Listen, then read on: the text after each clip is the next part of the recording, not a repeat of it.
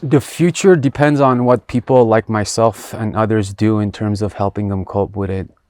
We're here right now helping with the situation, but this is a long-term commitment we have to do as physicians and outside people, because they will need the psychiatric help. In America, we had the Vietnam War, and we saw what happened with those veterans when they weren't getting the proper care. It leads to all kinds of issues. We can't have this happen here.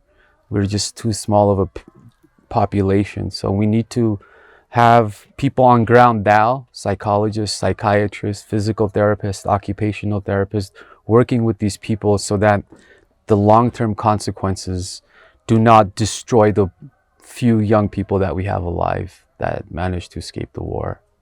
So there's a lot of work that needs to be done, and a lot of commitment from every single individual with whatever specialty expertise that they have to help in rebuilding and moving forward.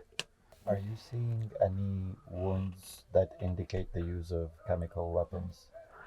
I haven't seen it, but I talked a lot with soldiers. They do tell me the smell that they're smelling, and weird sort of sensations. I haven't treated any personally.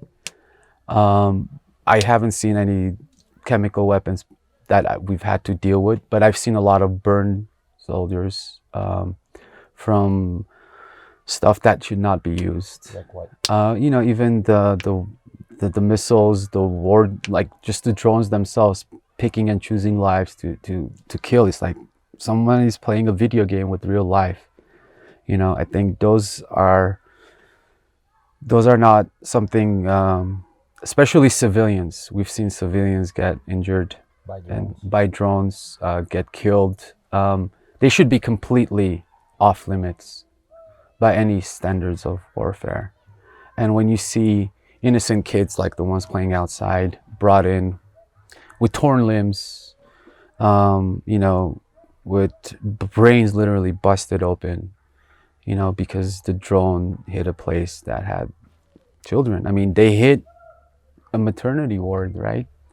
And so those things really get to you, that where's the outside world? You know what I mean? Like, why isn't anybody speaking about this? Because if it's happening here, it's going to happen somewhere else in the next decade.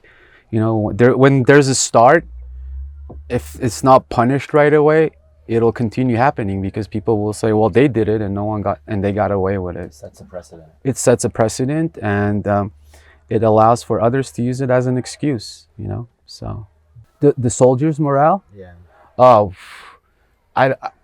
they are, how do I say this? They have no fear, right? Every single soldier I treated said to me, "Doc, you are my biggest enemy, because you're not letting me go back out there to stand next to my brothers and sisters and finish the job," right? I mean, they got shrapnel all over. They can't walk. Some of them, I had to find excuses to keep them for an extra day. Next thing I know, they're gone. And they'll text me, message me, they're in the front lines. They got nothing to hold them back. They know they're there for a mission, and they have something to fight for. They're fighting for their land, they're fighting for their kids, their family, right? So it's either you fight now or your family gets completely wiped out. So they have no fear. Everything from the 18 to I've even had 70-year-old patients, right? 70 years old. And you don't see a single speckle of like fear or any kind of, regret of being there. They all want to be there. And they all want peace at the end of the day, but they know that sometimes peace requires these sacrifices, and sometimes, unfortunately, war is the answer because of the way the enemy has behaved. At the end of the day, I think people should realize that